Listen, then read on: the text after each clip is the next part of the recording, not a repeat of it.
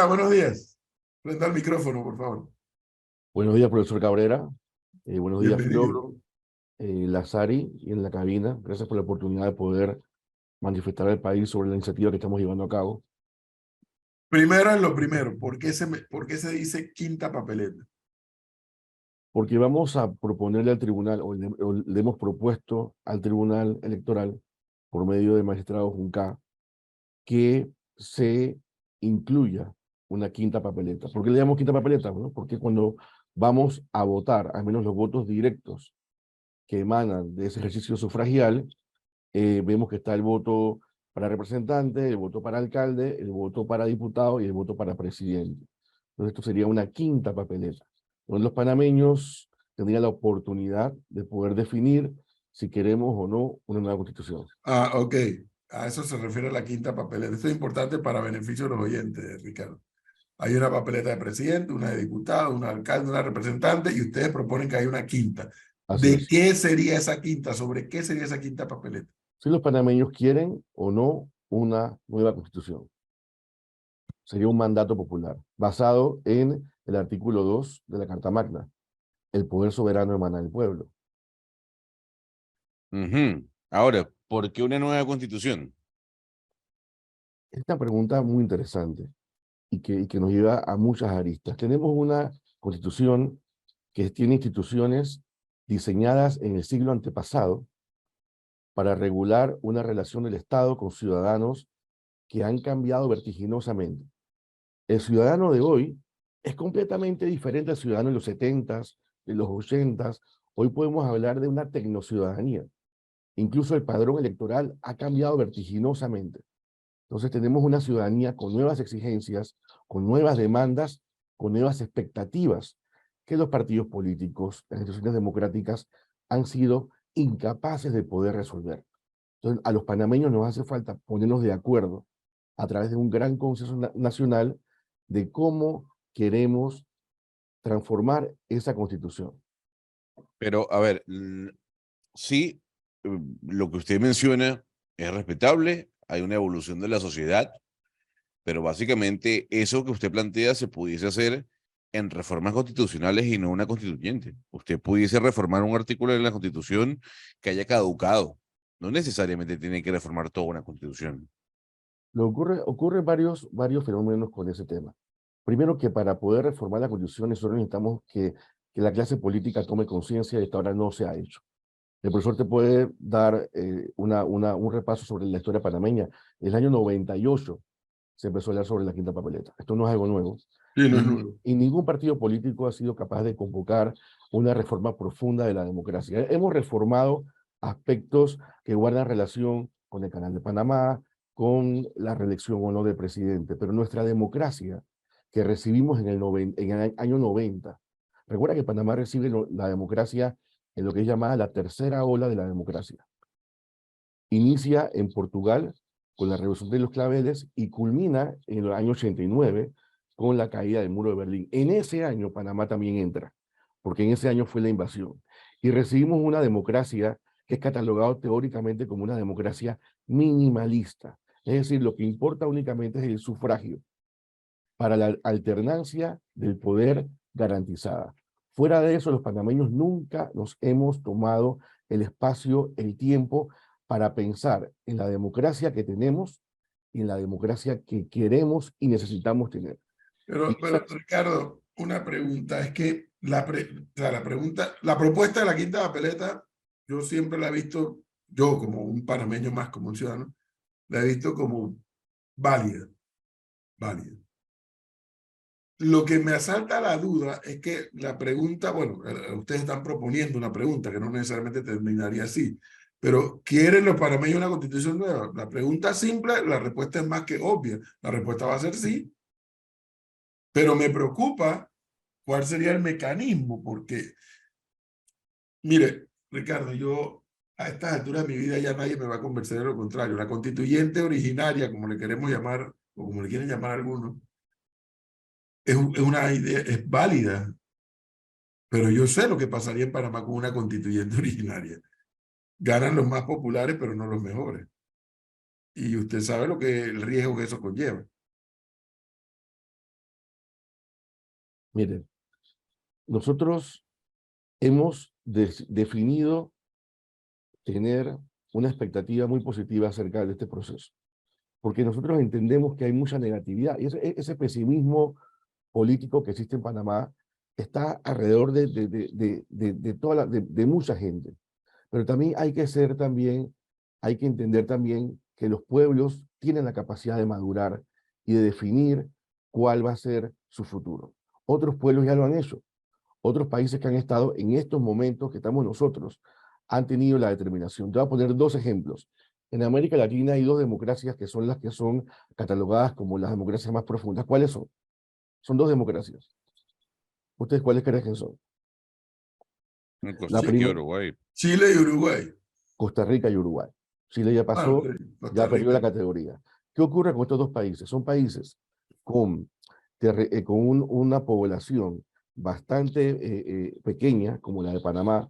Son países que tienen un PIB per cápita alto, que les permite pensar en el desarrollo, y son países que dentro de ese esquema, Panamá también tiene la capacidad. Si los costarricenses, si los uruguayos han tenido esa capacidad, pensar que los panameños no la tenemos es también una posición sobre la cual yo, al menos en lo personal, no estoy de acuerdo. Y sobre todo cuando pienso en la enorme variación que ha tenido el padrón electoral.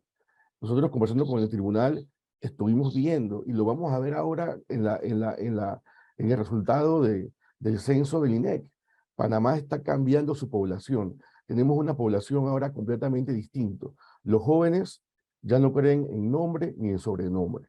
Nosotros tenemos una apuesta a que los panameños sí podemos consensar los problemas fundamentales de nuestra democracia y hacer consenso sobre aquellos aspectos no ideológicos, sino pragmáticos, que nos pueden ayudar a tener un Estado moderno que contribuya a que podamos soñar con pasar de este subdesarrollo en el cual estamos estancados hacia el desarrollo. Pero Y Pero Ricardo, pero Ricardo, Ricardo, nuevamente, estando de acuerdo con el argumento que estoy escuchando, estoy de acuerdo con el argumento, pero me preocupa, Ricardo, porque es que cuando se argumenta de esta manera, le estamos diciendo a los panameños, sobre todo a los que no necesariamente manejan la temática, que vamos a una constituyente, reformamos, hacemos una constitución nueva y al día siguiente el país cambió. Y eso no es así, porque la constituyente no te trae una varita mágica. pero lo contrario tampoco. Es decir, Es al correcto. contrario, al contrario Pero me censo, estoy refiriendo al argumento, Ricardo. No me sí, estoy, profesor, pero no, es que no es que el estoy en argumento viene contra. acompañado de una acción política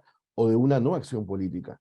Y la no acción política también yo la puedo tildar de laissez-fairista. Entonces, el laissez-fairismo es decir, bueno, no hagamos nada porque todo se va a hacer solo. No, es mejor traer estos temas al debate. ¿Cuándo usted, profesor, cuándo hemos tenido debates profundos en Panamá acerca del tipo de democracia que queremos? No lo hemos tenido. Y estamos con una democracia minimalista desde el año 90 pero y entonces, don Ricardo, y es no lo hemos que, podido profundizar. ¿cuál es el tipo de democracia que usted quiere?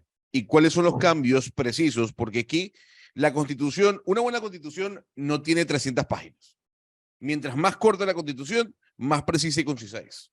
Uh, Entonces, usted plantea un cambio constitucional. ¿Ese cambio constitucional que usted plantea está basado en qué o se basaría en qué? ¿Qué cambios usted plantearía a la constitución actual?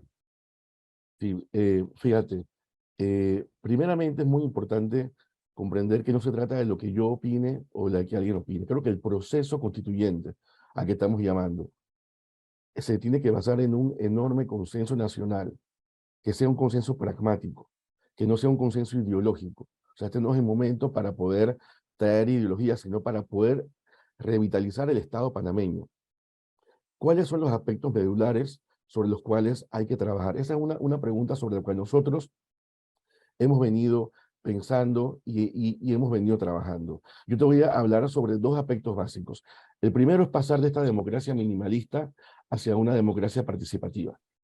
En esa relación del Estado-ciudadanía, con una ciudadanía que le podemos denominar tecnociudadanía, que está cambiando, que ha cambiado y que dentro de 10 años va a haber cambiado mucho más, necesitamos restablecer esa relación otorgándole al ciudadano nuevos mecanismos de participación. Ahora, la participación política ha con diferencia de lo que se siente en Panamá, no es sentarse en un café a hablar de política. La Carta de Participación Política de la cual Panamá es firmante es muy clara cuando establece que la participación política tiene que darse dentro de las decisiones de las políticas públicas y de la gestión pública. Aquí tenemos una constitución que le otorga enorme poder a los partidos políticos como principal mecanismo de participación, pero que le ha quitado, le ha restado a la ciudadanía la capacidad de tener algo que es básico, que se llama control de la gestión pública. Nosotros tenemos que tener un control social de la gestión pública. Aquí, por ejemplo, se hacen obras de infraestructura pública, donde se gastan miles de millones de dólares. Tú sabes, Gonzalo, cuál es el promedio que se pierde en cada una de esas iniciativas. El 30% va a parar en coimas. El 30% del erario de los panameños se pierde únicamente en corrupción, cuando hoy en día es totalmente posible tener a la espía y a otros organismos de ciudadanos vigilando el desarrollo de las obras públicas. Es decir, tenemos que pasar hacia una democracia participativa donde la ciudadanía tenga la capacidad para ejercer un control de la gestión pública del Estado. Nosotros en Panamá tenemos un problema grave en gestión pública. Aquí no se habla de gestión pública porque no hay una tradición en gestión pública. Necesitamos un servicio civil profesionalizado. No puede ser que cada 4 años cambien como la maquinaria del Estado cambia de acuerdo a los intereses políticos del partido que viene. Necesitamos un Estado que tenga políticas públicas transparentes y participativas, orientadas al bien común. Y eso lo podemos lograr nosotros. Necesitamos también, por ejemplo, modernizar la gestión pública, que no sea una gestión pública basada en la inversión, sino en los resultados. Y todos estos cambios, tanto a nivel participativo como a nivel de gestión pública, no son cambios ideológicos, no son transformaciones. En este tipo de temas no se prestan para una confrontación de izquierda a derecha, sino que los panameños podemos entender que nuestro Estado necesita tener nuevos tipos de controles, porque lo que tenemos hoy en día, si tenemos que definir el Estado nacional, lo tendremos que definir como un Estado patrimonialista, es decir, un Estado piñata. Este es un Estado cuyo diseño institucional permite el saqueo. El Estado permite que cada 5 años los grupos de poder se estén babeando, así como Tom y Jerry, cuando el gato se quería comer el ratón, que se le veía la baba y el deseo de comerse el ratón. Así están los grupos económicos panameños saqueando el Estado cada 5 años, porque no existen controles.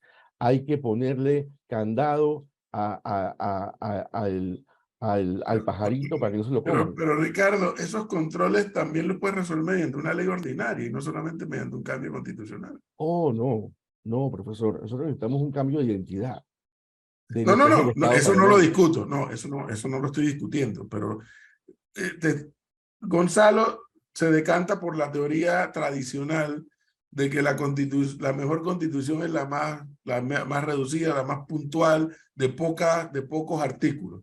Eso lo plantea el tradicionalismo político de la ciencia, el tradicionalismo de la filosofía, de los filósofos de la ciencia política. Eso de que la constitución debe ser breve, etc. Lo cierto es, y en eso usted lo ha mencionado, que yo contrapongo a la teoría de Gonzalo el hecho cierto que las sociedades han evolucionado mucho y hoy por hoy hay una cantidad de temas nuevos que ameritan tener un rango constitucional y por lo que hace difícil aplicar esa teoría de que una constitución tiene que ser de pocos artículos y muy breve y demás. Pero bueno, ese es otro tema en discusión. Pero lo que no puede ocurrir es que temas que tú legislas mediante el órgano legislativo lo quieras llevar al nivel constitucional, porque entonces sí ahí vas a tener tomos constitucionales y no un texto Es que constitucional. yo creo que en ese sentido realmente no entiendo ese enfoque. Porque la Constitución lo que tiene que enmarcar el principio. Este es un Estado Correcto. participativo, este es un Estado, el Estado panameño es un Estado de derecho, es un Estado participativo en el cual la ciudadanía ejerce control social. Y le voy a poner un ejemplo claro.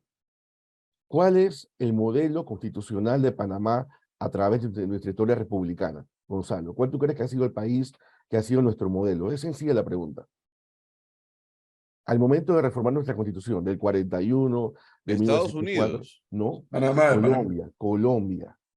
El modelo de Sí, Panamá ha el sido modelo de Colombia. Panamá es colombiano. ¿Y cuándo reformó su constitución Colombia? En el en el año 92, 91.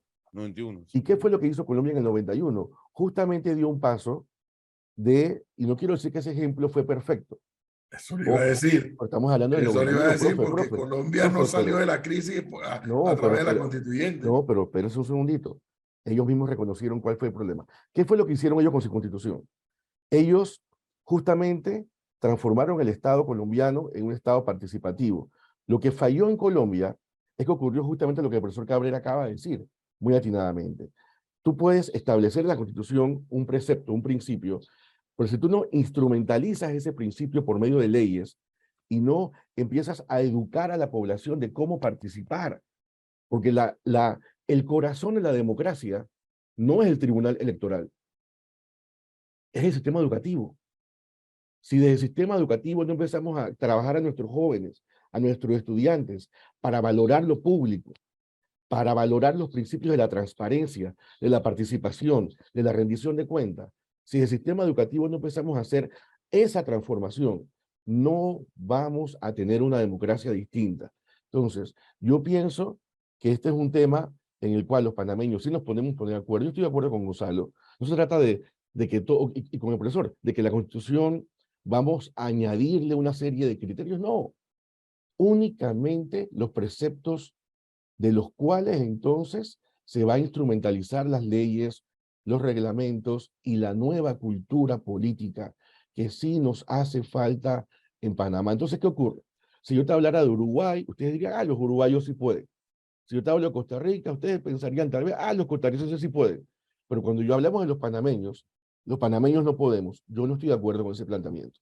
Pero, don Ricardo, hay una realidad. A ver, hay una realidad, con todo respeto, y lo hemos debatido aquí. ¿Cómo no? El 82% de los chilenos votaron a favor de un cambio constitucional, promovido por el presidente Sebastián Piñera en aquel entonces, que se generó por un estallido social.